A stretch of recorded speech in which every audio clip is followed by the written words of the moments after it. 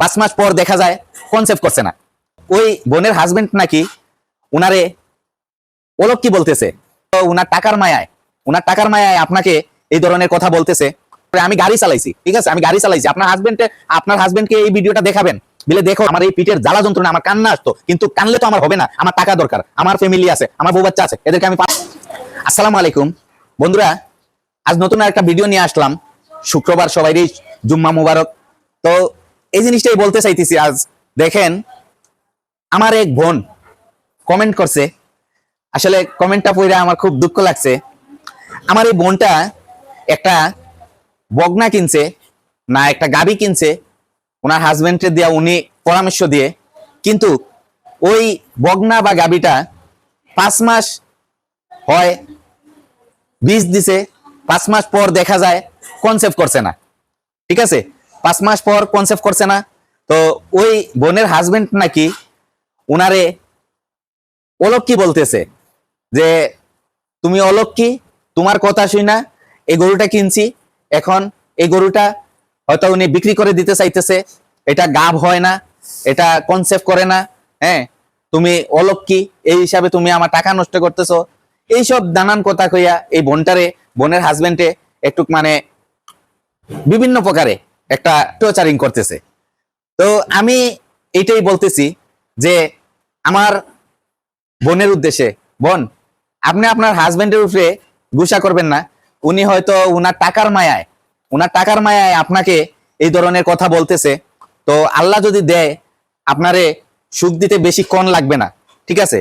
তো বোন, আপনি আপনার হাজবেন্ডে আপনি একটু আমার ভিডিওগুলো দেখাইয়েন যে আলমগীর ভাই অনেক কষ্ট করছে, লাইফে অনেক কষ্ট করছে।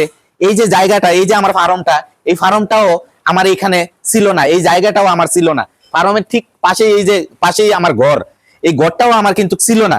কিন্তু আমি যখন আজ থেকে মনে করেন 20-22 বছর আগের কথা বলতেছি, আমি তখন আমাদের সিলেটে ঘর ভাড়া দিয়ে থাকতাম, ঠিক আছে, 1100 টাকা ঘর ভাড়া দিয়ে থাকতাম। হ্যাঁ, ওই 1100 টাকা ঘর ভাড়া দিয়ে থাইকা ওইখান থেকে আমি পরিশ্রম কইরা আমি কষ্ট করছি, অনেক কষ্ট করছি। এই কষ্ট কইরা, কষ্টর ফসল আমি আমার পরিবহন সেক্টরে আমি গাড়ি চালাইছি, ঠিক আছে, আমি গাড়ি চালাইছি। আপনার হাজবেন্ডকে এই ভিডিওটা দেখাবেন, বলে দেখো তুমি আলমগীর ভাইয়ের ভিডিওটা দেখো যে আমি গাড়ি চালাইছি। আমি বাংলাদেশের ভিতরে শ্যামলী বাস আছে, আপনারা অনেকেই চিনেন এই শ্যামলী বাস। আমি সিলেট থেকে আরিসা গেছি, আরিসা থেকে আবার সিলেটে আসছি প্রতিদিন রাত্রে, ঠিক আছে। তো ওইরকম আমি বাসও চালাইছি। তো এখন আমি এটাই বলতেছি, কষ্ট কোনোদিন আপনি কষ্ট করবেন, আল্লাহ বিফলে দিবে না। কষ্ট করলে আপনি সফলতা একদিন পাবেন।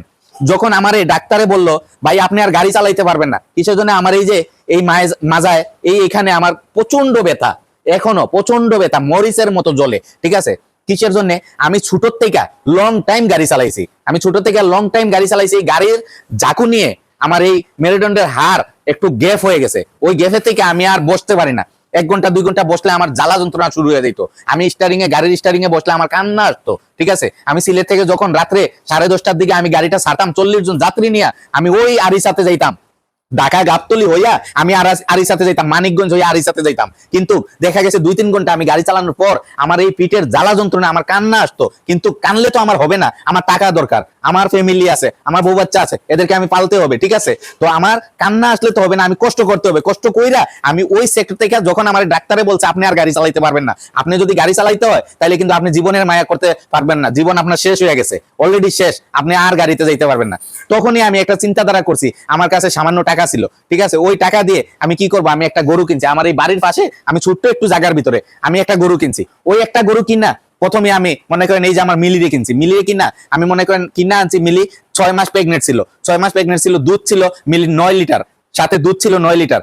ওই মিলিরে আইনা 1 সপ্তাহ পর আমি যখন দেখলাম আমার খুব ভালো লাগতেছে, আমি 9 লিটার দুধ পাইতেছি, সাথে পেটে একটা বাচ্চাও আছে, আর কয়েকদিন পরে 1 মাস পরে আবার দুধ বন্ধ দিতে হবে, তারপরে আমি দুধ বন্ধ দিয়ে দিলে আবার মনে করেন আমি কিভাবে চলবো, ওই চিন্তা করে 1 সপ্তাহ পর আল্লাহরই কি হুকুম, আমার এক বোন আমারে কিছু টাকা দিছে, ওইটার সাথে আমার এক খালার কাছ থেকে আরো টাকা 50,000 নিছি, নিয়ে আমি ওই আরেকটা গাবি, আমি মিলির সাথে আমার রানী ছিল, ওই রানীটারে কিনছি 1,55,000 টাকা দিয়ে, ঠিক আছে। তো রানী প্রেগনেন্ট ছিল না, ওই রানীরে আনছি, ওই মিলিরে দুধ বন্ধ করছি, রানী থেকে দুধ নিছি, ঠিক আছে।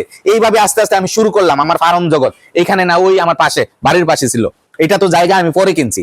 তো এরকম ভাবে আমি কষ্ট কইরা আমি মনে করেন 2টা গাবি আমি কিনছি, 2টা গাবি থেকে আলহামদুলিল্লাহ আল্লাহর হুকুমে আজ দেখেন এতটা গরু, এখানে 10টা গরু আছে আমার এইখানে, হ্যাঁ এই লাইনে 10টা আছে, আর ওইদিকে আছে আমার মানিক আছে, রতন আছে, আমার সোহাগী আছে, ঠিক আছে, আর একটা জার্সি বাচ্চা তো মারা গেছে আপনারা জানেন।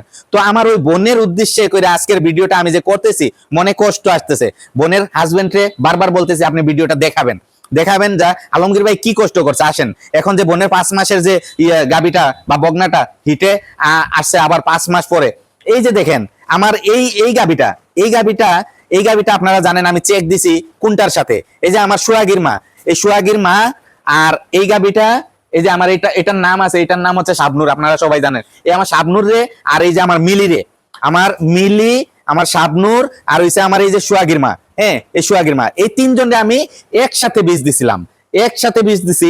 কিন্তু দেখা গেছে আমি 3 জনরে যখন চেক দিছি, পূর্বের ভিডিওতে আছে, 3 জনরে যখন চেক দিছি, চেক দেওয়ার পর সরি আবার ওই বাহুবলীরেও দিছিলাম, বাহুবলী 1 মাস আগে দিছিলাম। তো 3 জনের 4 জনরে যখন চেক দিছি, 4 জন চেকের ভিতরে আমার 3 জন চেকে টিকছে, বাহুবলী চেকে টিকছে, সোহাগীর মা টিকছে, মিলি টিকছে, কিন্তু আমার শাবনূর সে কিন্তু চেকে টিকে নাই, তার পেটে কোনো বাচ্চা নাই, ঠিক আছে। তো বাচ্চা নাই, তখন আমার মনটা একটু খারাপ হইলো, 4টা গরুর ভিতরে 1টা গরু মিস হয়ে গেছে। কিন্তু তখনই হঠাৎ আবার আল্লাহর কাছে আমি এটাই বলছি, আল্লাহ আমি ভুল করে ফেলছি, কিন্তু আল্লাহ আপনার কাছে আমি শুকরিয়া আদায় করতেছি, শুকরিয়া আদায় না করে আমি আরো মন খারাপ করতেছি। আমি এখন আল্লাহ আমি জিনিসটা বুঝে আমি শুকরিয়া আদায় করতেছি, আমার 4টা গরুর যে আমি বীজ দিছি, 4টার ভিতরে 3টা আপনি কনসেপ্ট করাইছেন, একটারে কনসেপ্ট করাইছেন না, আলহামদুলিল্লাহ এটাও আবার পরবর্তীতে কনসেপ্ট হবে। তো এটাই বলতেছি, আমার এইটা যখন 5 মাস পরে চেক দিয়ে আমি দেখলাম যে এটা কোনো চেকে কোনো বাচ্চা নাই, তখন তাৎক্ষণিক আবার এটারে আমি টিকমেন দিয়া আবার আমি তারে কি করলাম, 21 দিন পরে সে আবার হিটে আসলো, আবার তারে আমি বীজ দিলাম। বীজ দেওয়ার পর এখন আলহামদুলিল্লাহ, এখন যতটুকু আমি ধারণা করতেছি আগামী মাসে চেকের ডেট আছে আমার 3টার, এই একটার চেকের ডেট আছে, আমার শাবনূরের চেকের ডেট আছে, হ্যাঁ তারপরে আমার মায়াবীর চেকের ডেট আছে, মায়াবীরেও বীজ দেওয়া আছে, হ্যাঁ ছোট মায়াবী আমার ঘরের বাচ্চা, ওরেও বীজ দেওয়া আছে। তো আমি ওদেরকেও চেকের সময় আমি ভিডিও করে দেখাবো। তো ওই ভাই আপনি ভিডিওটা দেখা আমার এই আফুটারে বেশি আপনি বকাবকি করেন না, আপনি উনারে সাহস দিয়েন, হ্যাঁ আফুটারে সাহস দিয়েন যে তুমি ঠিক আছে, এখন কনসেপ্ট করে নাই, তুমি পরবর্তীতে তুমি হয়তো আলমগীর ভাই আমার মোবাইল নাম্বার আছে ইউটিউবে, আমার মোবাইল নাম্বারে আপনারা ফোন দিবেন, ফোন দিয়ে আপু আপনি ফোন দিবেন, দিয়া আমার কাছ থেকে পরামর্শ নেবেন কিভাবে আবার ট্রিটমেন্ট দিতে হবে। ওই ট্রিটমেন্টটা দেওয়ার পর আলহামদুলিল্লাহ আবার হিটে আসবে, হিটে আসার পর আবার বীজ দিবেন, কিভাবে বীজ দিবেন আমি আপনাদেরকে সবকিছু বইলা দিব, ঠিক আছে।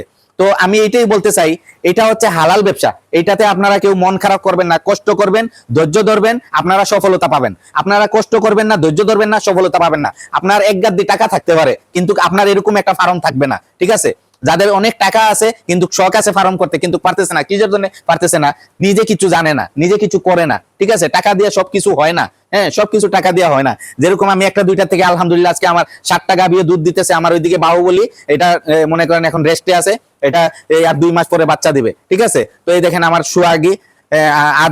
সোহাগী আছে, এই যে মানিক আছে, মানিক রতন, এই যে আমার সোহাগী, ঠিক আছে, মানিক রতন সোহাগী, এরাও আমার একটা সম্পদ, ঠিক আছে, এরাও আমার একটা সম্পদ। তো আমি এইটাই বলতে চাইতেছি, আমার যে নতুন ভাইয়েরা, যেই নতুন ভাইদের সামনে আমার ভিডিওটা যাবে, আমার আলমগীর এগ্রো ইউটিউব চ্যানেলের ভিডিওটা যাবেন, আমার কলিজার ভাইদেরকে বলতেছি এই কথাটাই, আপনারা আমার ভিডিওটা দেখার পর আপনারা আমার চ্যানেলটা সাবস্ক্রাইব করবেন।